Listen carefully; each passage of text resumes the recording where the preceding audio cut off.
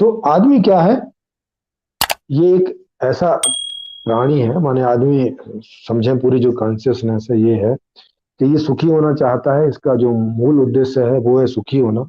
और सुखी होने का मतलब है कि इनको सबको अपने अपने लेवल के हिसाब से इच्छाएं होती हैं,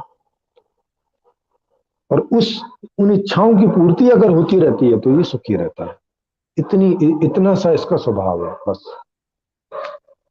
इतने से इस स्वभाव को ढंग से नहीं समझा गया और उसकी वो कोई व्यवस्था नहीं कर पाया, तो फिर ये सारी समस्याएं खड़ी हो रही हैं। क्योंकि व्यवस्था गलत ढंग की बनी हुई है तो उसके कंसिक्वेंसेज आ रहे हैं, फिर उन कंसिक्वेंसेज को ट्रेस करने के लिए और नियम, फिर नियम पे नियम, फिर नियम पे नियम, फिर नियम पे नियम, और कॉम्प्लिकेटेड होता जा रहा है वो।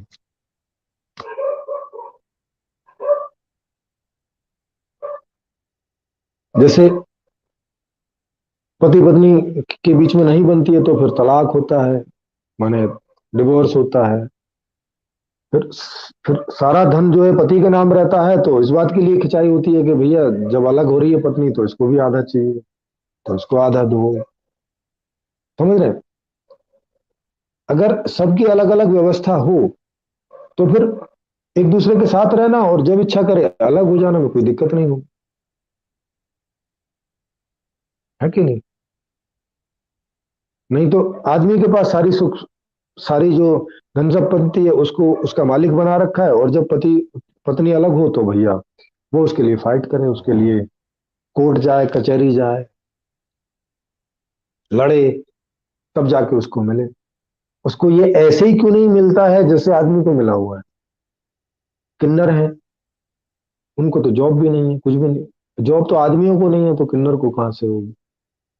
उनका तो ऐसे भिखारियों का जीवन है, वो तो नाचेंगे गाएंगे और उस तरह से उनको मिलता है। तो ये सब खराब प्रकार की व्यवस्था है ना। माने व्यवस्था जैसा आदमी है उस प्रकार से नहीं हुई आज तक कभी भी।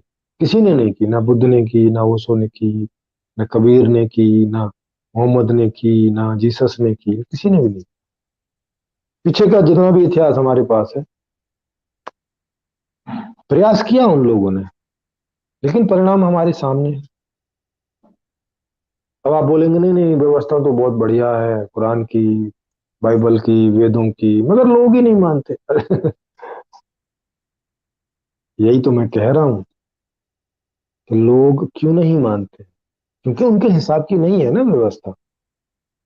भाई व्यवस्था सही है कि नहीं, इसका इसका कौन तय करेगा? लोग ही तो तय करेंगे ना। जैसे मेरे सामने आपने जो है कोई भोजन रखा, तो वो भोजन मुझे रुचिकर है कि नहीं, मैं उसे स्वीकार करूंगा कि नहीं, ये मैं ही तो बताऊंगा। आप कैसे बताओगे?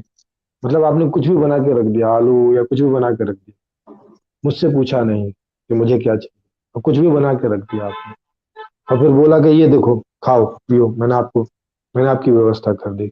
मैं कहूंगा कि भाई ऐसा भोजन मुझे नहीं चाहिए, मुझे ऐसा ऐसा चाहिए। तो वो व्यवस्था तो मेरे हिसाब से नहीं हुई ना। जबकि जबकि आप भोजन बना के लाए मेरे लिए तो मेरे हिसाब से होनी चाहिए थे, आपके हिसाब से थोड़ी। हाँ, आपको जो भोजन करना है वो आप अपने हिसाब से करेंगे कि भाई आपको मक्की की रोटी खानी है, साग खाना है, उसके साथ छाछ चाहिए, घी चाहिए, जो भी आपका टेस्ट हो। तो वैसे ही जो ये व्यवस्था है वो अगर आदमी के हिसाब से नहीं, जैसा आदमी है, जैसा जैसा आदमी है उसके हिसाब से नहीं है, तो वो फिर ऊट पटांग ढंग से दूसरे तरीकों का इस्तेमाल करेगा और जिससे समस्या पैदा हो। तो आप समझ गए होंगे कि आदमी को जानना बहुत जरूरी था और इस आदमी को ये नहीं जाना, और जो जाना गया वो गलत ही जाना गया। जैसे कहा गया कि भाई अच्छे और बुरे दो तरह के आदमी होते नहीं, आदमी एक ही तरीके का होता है। सब आदमी सुखी होना चाहते हैं और सब पहले सही ढंग से ही सुखी होने का प्रयास करते हैं। जब नहीं हो पाते हैं, माने ऐसी व्यवस्था नहीं है कि सभी सुखी हो पाए, तो फिर जो लोग सुखी नहीं हो पाते उस व्यवस्था में वो फिर दूसरे तरीकों का इस्तेमाल करते हैं जिन्हें आप बुरे लोग बोलते हैं। ये है सारी कहानी। तो मेरी बात पूरी हो गई है आज के आज के इसमें इसको और बड़े से जानने के लिए ना, अच्छे से डिटेल में जानने के लिए, मैंने तो आपको मूल बात बताई है, तो वो आप दोनों पुस्तकें पढ़ सकते हैं। समाधान के लिए संपूर्ण समाधान पुस्तक पढ़ सकते हैं, और आदमी क्या है, ये दुनिया क्या है, क्यों है, कैसी है, इसके लिए संपूर्ण जीवन दर्शन पुस्तक पढ़ सकते हैं, सुन सकते हैं।